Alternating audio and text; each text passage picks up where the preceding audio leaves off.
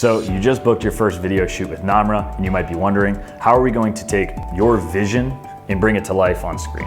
Well, the way that we do that is by booking a pre-production call. A pre-production call is a 20 to 30 minute conversation where our team talks to your team. We'll have our videographer and our content manager on this call with whoever you'd like, and we'll go over first the kind of boring stuff: who, where, and why. So where's the shoot happening, what date and time, who's going to be in the video, and then we'll talk about what are your goals. Start with that. What are your goals for the shoot? What are the types of edited videos that you really want to see on the page?